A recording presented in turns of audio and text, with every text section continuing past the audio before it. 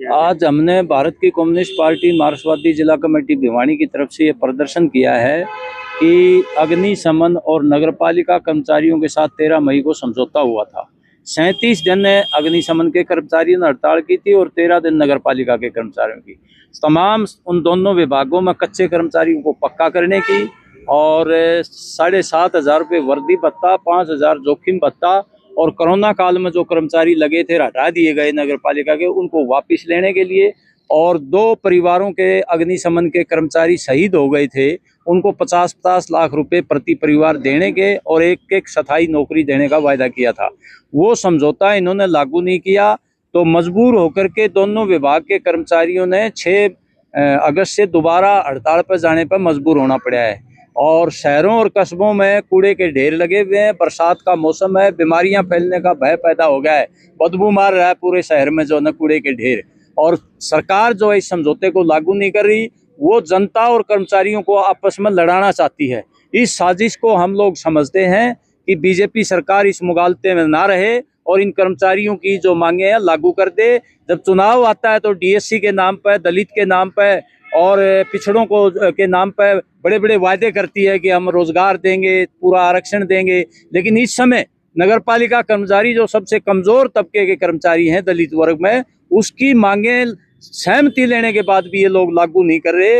ये बहुत ही हम उसकी निंदा करते हैं हरियाणा सरकार की इस तरह की जो कार्रवाई है, और इन कर्मचारियों की जल्दी से जल्दी मांगे लागू करे। इसके लिए आज हमने सीपीआईएम की तरफ से शहर में प्रदर्शन किया है और आने वाले टाइम में तमाम किसान, मजदूर, कर्मचारी और दूसरे छात्र, नौजवान, महिला संगठन इनकी कर्मचारियों की मांगों के समर्थन में, इनके आंदोलन के समर्थन में उतरेंगे और हरियाणा सरकार को मजबूर करेंगे।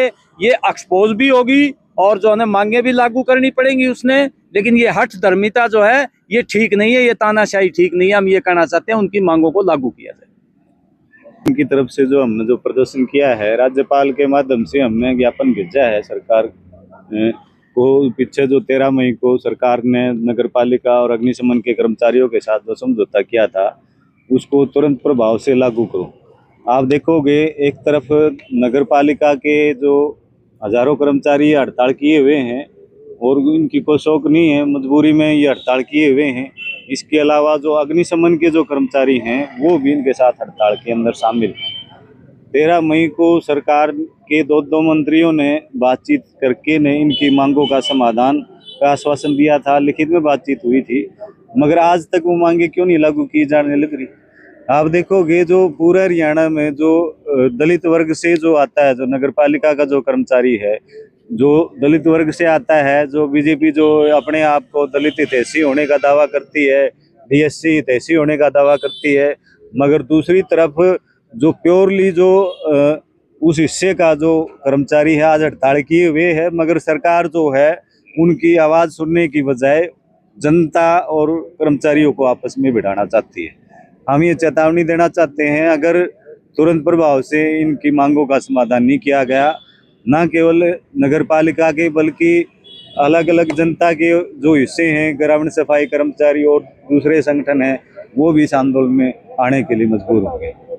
पार्टी मार्क्सवादी जिला कमेटी द्वारा प्रदर्शन करते हुए शहर में नगर पालिका के कर्मचारियों के पक्ष में, दमकल विभाग के कर्मचारियों के पक्ष में हमने यहाँ जिला उपायुक्त के माध्यम से हरियाणा राज्यपाल को एक मांग पत्र प्रेषित किया है।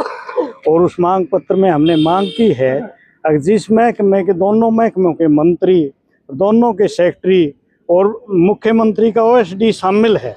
हरियाणा सरकार समझौता कर रही है, आज उस समझौते से हरियाणा सरकार मुकर रही है, आप उस समझौते को लागू कराएं।